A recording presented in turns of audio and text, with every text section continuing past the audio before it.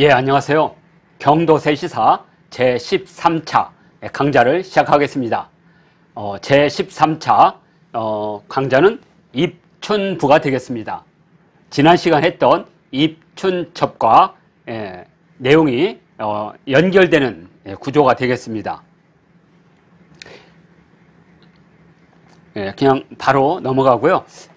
현재 보여드리는 이것은 성불도라고 하는 전통놀이 중에 하나인데, 불교의 역사와 불교의 이론을 놀이에다가 적용해서 이 놀이를 통해서 불교의 진리를 터득하는 그러한 판놀이가 되겠습니다.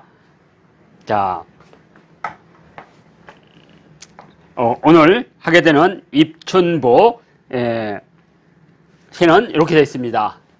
은중진원 벽역부 구해 신전 담흔주 서운 만본 근공 개여 연상 첩자 구, 이렇게 해서 풀이는 이 능양 박종선의 경도세시사를 연구했던 성균관대학교의 신지혜 선생님의 번역본입니다. 은중경의 진원은 역괴를 막는 부적이니 예전에는 해서체, 지금은 전서체로 하는데 엷고 붉구나. 서운관에서 만장의 부적 임금께 바치니 새해에 연상 첩자와 함께 걸어두었네. 이렇게 되어 있습니다. 자, 하나씩 이제 살펴본다면, 입춘첩은 지난 시간에 했지만 수사반장 1958이라는 드라마에서 여기 이렇게 주인공이 나올 때 대문에 입춘첩이 이렇게 붙여 있는 걸 볼 수가 있습니다. 만사형통 이렇게 되어 있고, 이쪽은 건양대경 이렇게 되어 있고요. 이게 이제 입춘첩의 기본이라면, 입춘부는 이러한 그 글자가 아니라 이렇게 부적 형태로 이렇게 만든 겁니다. 그래서 주로 이렇게 머리가 3개인 이렇게 삼두응이라고 합니다. 삼두응이라든지 여기도 삼두응이 있죠. 이렇게 이런 것들이 입춘부가 되겠습니다. 그러니까 입춘첩은 글자 형태로 이렇게 문이라든지 문설주 이런 데다 걸어둔 이렇게 붙인 거라면, 입춘부는 부적 형태로 붙이는 거고, 현재 이렇게 보게 되는 여기 이것은 불교식 입춘부가 되겠습니다. 이 입춘부 할 때 이 부적이라고 하는 부는 도대체 뭐냐? 가장 널리 알려진 것은 군사를 동원하는 발병부가 되겠습니다. 조선왕조실록 태종 3년 7월 22일 날 기록에 보면 의정부에서 각도의 발병 호부를 올리다 이렇게 됐죠. 그래서 여기 호부라고 되어 있습니다. 호. 자, 왜 이 무반을 호라고 불렀느냐? 조선 광종인가 정종 임금이 왕무가 되겠습니다. 왕무. 그래서 예전에는 임금의 이름을 피하는 피휘라는 게 있었는데, 그래서 무를 호로 바꾼 겁니다. 그러니까 무반을 호반. 그래서 한자에서 호반무는 무반이란 뜻입니다. 그래서 여기 호부도 마찬가지입니다. 자, 이렇게 해서 이 무관들, 그러니까 곧 병사를 이렇게 부를 수 있는 발병 호부, 이런 기록이 이렇게 우리가 확인할 수가 있고요. 부절로서 이렇게 구리로 해가지고 반씩 이렇게 2개를 각각 만들어 가지고 딱 붙이면, 그래서 이렇게 글자가 있죠. 그래서 이거 딱 붙이면 이렇게 이쪽으로 저쪽으로 해서 이걸 통해서 왕명이 전달되는 것이 정확한 것인지, 왜냐하면 반란군이 위주로 해서 군사를 동원할 수도 있거든요. 그래서 이걸 방지하기 위해서 이런 호부, 부절을 만들기도 하고요. 또 조선시대는 이렇게 대표적으로 발병이라고 써가지고 이 나무 목패에다가 반을 잘라서 반은 그 부임하는 그 지역의 군대 거기에 두고, 반은 이 병주에 두었다가 임금의 명령이 들어가면 요 반쪽에다가 그 명령서를 넣어서 그쪽에 보내면 그쪽에 있는 요 반쪽과 이 반쪽을 이렇게 딱 만나는 거죠. 그래서 이 발병부가 효력이 있구나. 이걸 하기 위해서 만든 것. 그래서 이걸 부절이라고 부릅니다. 자, 또 우리가 입춘부와 관련돼서 하나는 영화가 하나가 있는데요. 물론 짧은 겁니다. 한 12분 정도. 그래서 이런 입춘부인데 여기에도 바로 부절이 이렇게 보이죠. 그래서 참고하라고 이런 영화도 있다. 이렇게 알려드리는 겁니다. 여기에 그때 주연으로 등장했던 사람 여기 김도영, 최일아 이렇게 한번 소개해드렸습니다. 자, 그리고 이 입춘부에 대한 여러 그 풍속에 대해서는 경도잡지나 열왕세시기에는 나타나지 않지만 1850년대 동국세시기에는 무지 자세히 되어 있습니다. 이날 대내에 춘첩자를 붙인다. 공경 사대부의 집과 서민의 집, 시장, 가게에도 모두 춘련을 붙이고 송축하는데 춘축이라고 한다. 이 춘축은 바로 입춘축을 말합니다. 입춘축, 입춘첩, 입춘축. 그리고 여기 지금 말하는 이제 입춘부는 관상감에서 주사라고 하는 붉은색 물감으로 재앙을 쫓는 벽사문을 찍어 대내에 받치면 그것을 문무에 붙인다. 그러면서 그 내용을 이렇게 갑작은 흉을 잡아먹고 필위는 호를 잡아먹고 웅백은 매를 잡아먹고 이래서 이렇게 쭉 되어 있습니다. 그래서 요게 입춘부에 대한 첫 번째 기록이라면 두 번째로는 걸릉은 정조대왕의 능입니다. 능호. 걸릉에서는 부모 은중경의 진언을 찍어서 나눠준답니다.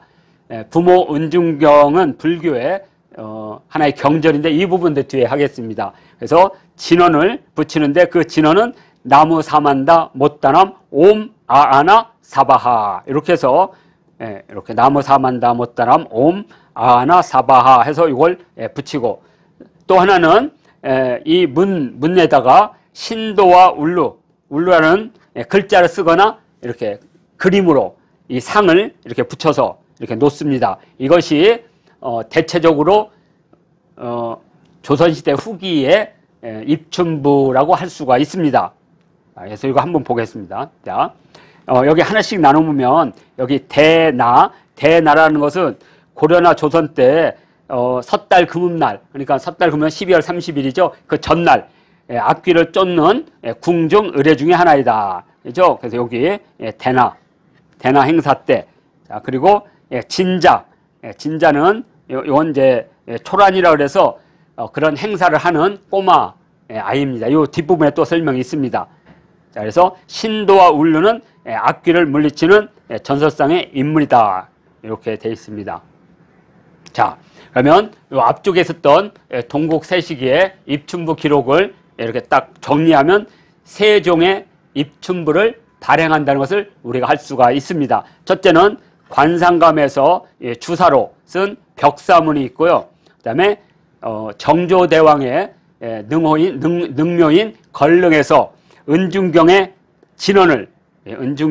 진언을 인쇄해서 나눠주고 그것을 이렇게 붙이는 입춘부가 있고 또 하나는 복숭아 나무 같은 데 원래 새겼었는데 이제 후대에 지나면 그냥 그 신도와 울루의 이름이나 또는 모습을 찍어서 벽에다 붙이고 이것이 있습니다. 그래서 신도, 울루, 상. 그래서 세 가지 입춘부가 있다. 이렇게 동국세시기에서는 전하고 있습니다. 자, 요것을 이제 다시 한자로 보면 여기 대내는 원래 임금님이 있는 곳을 대전, 그다음에 왕비는 중전, 대비는 대비전. 그래서 이걸 합해서 대내라고 합니다. 자, 그러니까 궁궐이죠. 대내. 그리고 주사는 수운이 황화된 광물입니다.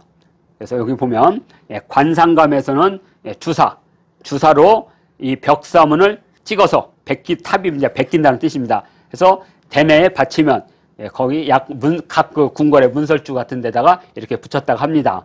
자, 그리고 또 하나는 이 단오날에 붙였던 건데 단오날에도 붙입니다. 그런데 이제 주로 입춘에 바로 걸릉에서 은중경의 진언을 이렇게 새겨서 이렇게 붙이게 됩니다. 은중경의 진원. 자, 그리고 진자는 나래를 거행하는 방상지 또는 아이, 초랭이라고 부릅니다. 그래서 두 번째로는 걸릉에서 은중경 진원을 이렇게 나눠주는 반포하는 게 있고, 또 하나는 여기 신도와 울루의 상을 창이나 문에 이렇게 붙이는, 그래서 세 가지가 있다. 동국세시계에서는 이렇게 입춘부를 세 가지 종류로 이렇게 소개를 하고 있습니다. 자, 그러면 이제 입춘부 하나하나씩 한번 살펴보겠습니다.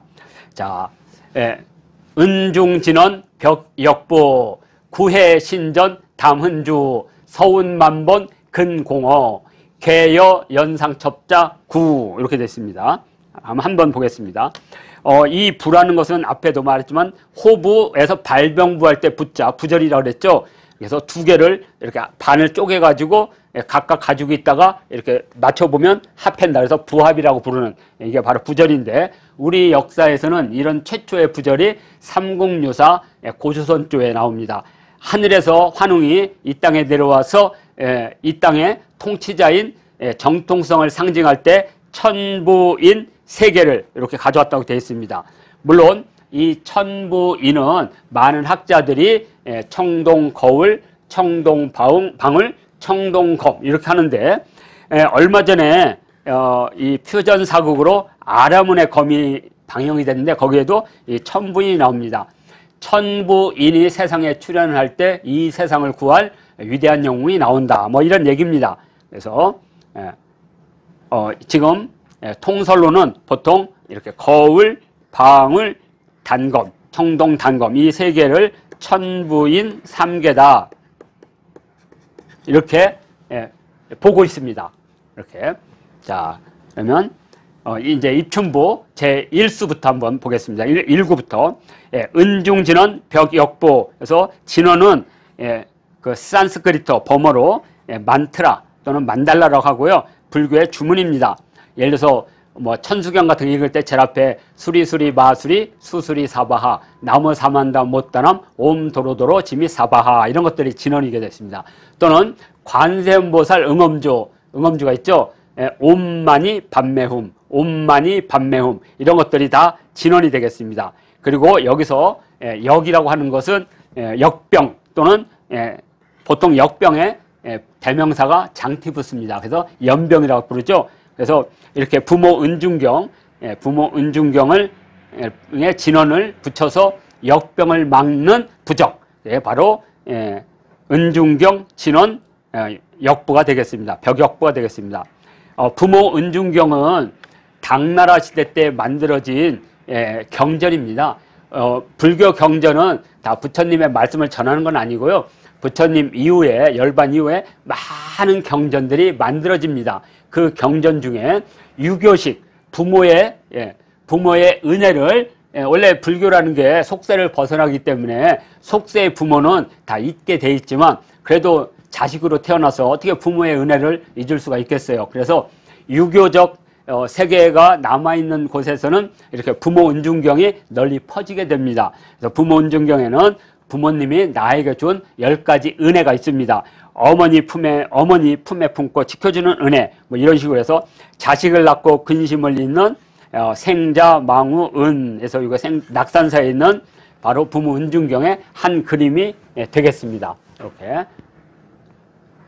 자, 이렇게 10가지가 있습니다. 또는 자식을 위하여 나쁜 일까지 짓는 은혜. 그래서 이 불교 그 불교 역사에서는 이렇게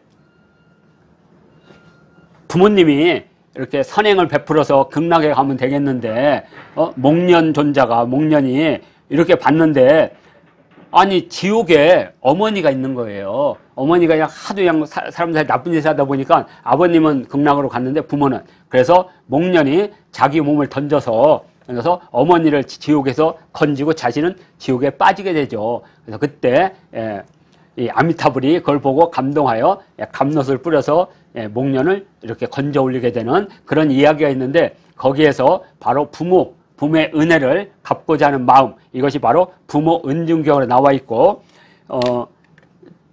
정조 임금 때서는 아버지 사도세자와 어머니 해경 홍씨를 위해서 그 육릉이 이제 사도세자의 능이니까 그 육릉에다가 원찰로서 용주사를 세우고 거기에 부모의 은혜를 잊지 않겠다는 의미로 바로 김웅도가 그 부모 은중경에 그림을 그려서 거기다가 목판을 놓고 부모의 은혜를 기리게 됩니다. 그래서 그때 이제 용주사에 오면 많은 사람들이 이제 그 은중경의 진언을 받아가게 되는 거죠. 그게 바로 은중경 진언 입춘부가 되겠습니다.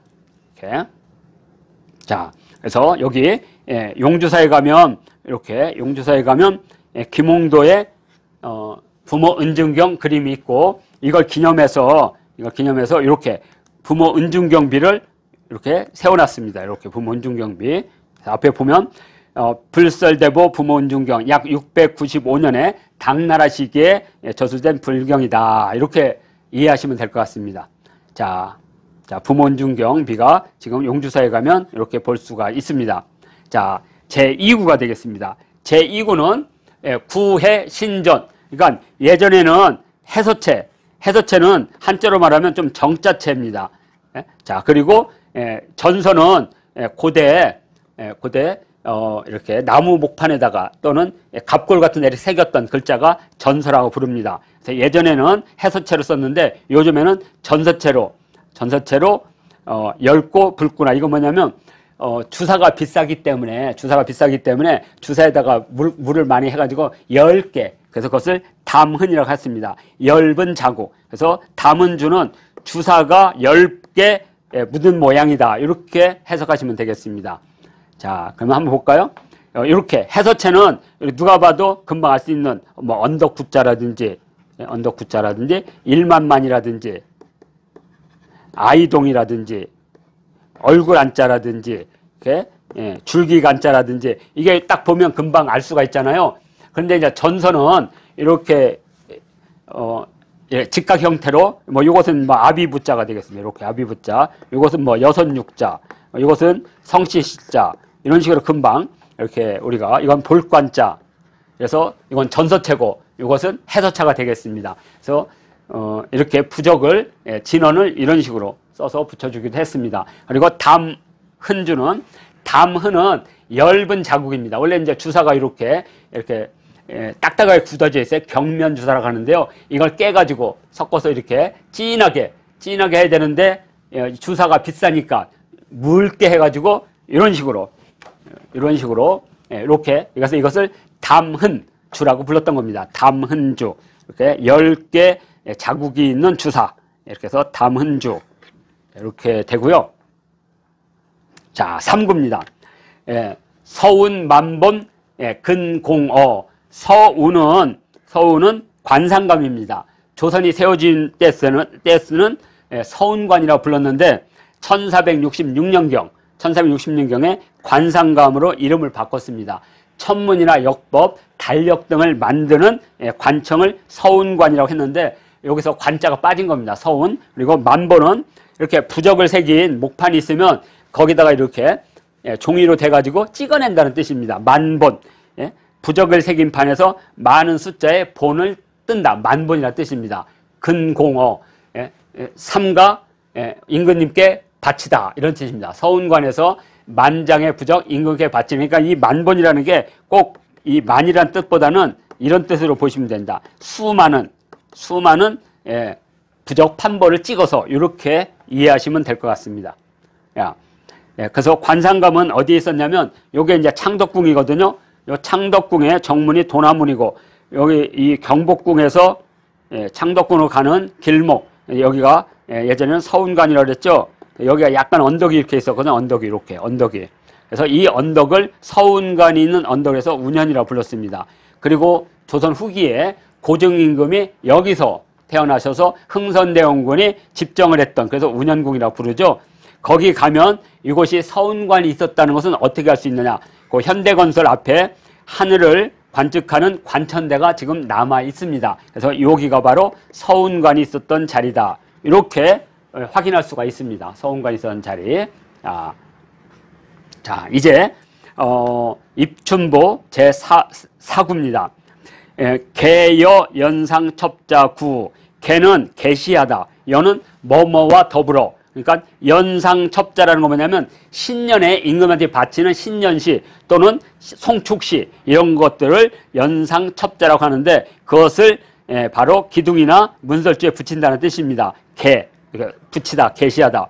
그래서 새해 연상 첩자와 함께 걸어두었네. 이렇게 해서 입춘보 제11수를 이렇게 전체 살펴봤습니다. 자, 이렇게 하면 이제 지난번에 했던 입춘첩과 이번에 했던 입춘부를 한번 살펴보겠습니다. 의춘첩자 구중거 관각재신 재진여 천하태평 무사축 천문만호 일시서. 그래서 구정궁궐에 두는 입춘첩은 관각의 모든 신하들에게 글 올리게 한다. 온 세상 태평하고 무사하기 바라니 대궐 모든 문마다 동시에 써 붙이네. 이렇게 돼 있고요. 돼 있고. 자, 입춘부가 되겠습니다. 오늘 했던 입춘부는 마지막 보겠습니다. 자. 은중진원 벽역부 구해 신전 담흔주 서운 만번 근공어 개여 연상첩자 구. 그래서 은중경의 진원은 역병을 막는 부적이니 예전에는 해서체, 요즘은 전서체로 주사가 아주 엷고 붉구나. 서운관에서 만장의 부적 임금께 바치니 새해에 연상첩자 함께 걸어두었네 해서 제11수 입춘부를 마치도록 하겠습니다. 자, 다음에는 경도세시사 제12수 새해에 어떤 벽사를 위해서 붙이는 것을 그림을 세화라고 합니다. 그래서 이렇게 오리 그림도 있고 뭐 용 그림도 있고 매화 그림도 있고 뭐 그다음에 불교식 그림도 많습니다. 그래서 제11수 입춘부를 마치고 다음에는 제12수 세화로 만나겠습니다.